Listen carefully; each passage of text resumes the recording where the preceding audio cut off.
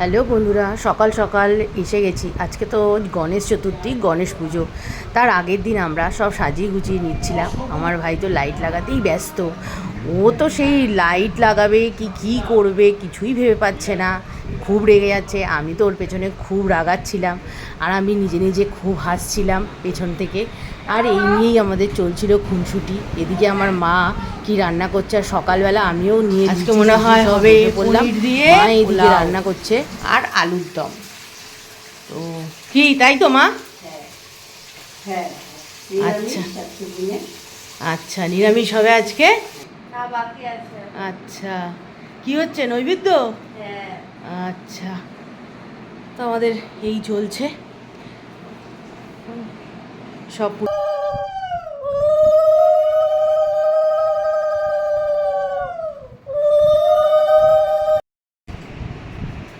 এটা শুনে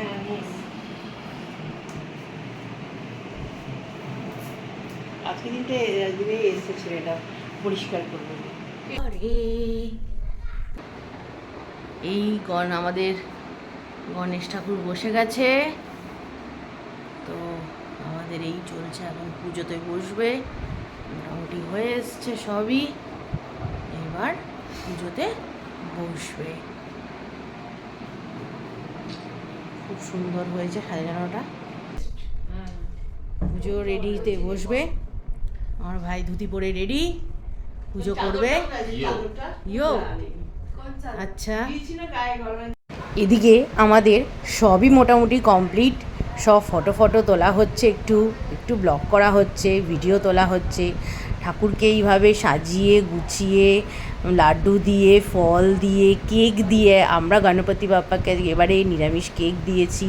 কেক দিয়ে সব কিছু দিয়ে আমরা সুজি, লুচি, ফল, কাকু খাচ্ছে, কাকিমা খাচ্ছে, আর এই যে মা।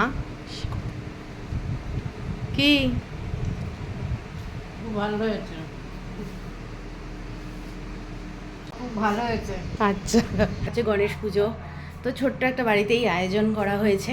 তো সেই আয়োজন করা হয়েছে বলেই তা আজকে দুপুরবেলা নিরামিষ খাওয়া। তো কি করব, নিরামিষই খাওয়া বলে তাই আমাদের বাড়িতে অতিথি এসছে, সবাই খাওয়া দাওয়া চলছে। পোলাও আর আলুর দম নিরামিষ, এই খাওয়া দাওয়া চলছে। তো ভিডিওটা তোমাদের সাথে শেয়ার করলাম। কেমন লাগলো প্লিজ আমাদের কমেন্ট করে জানিও।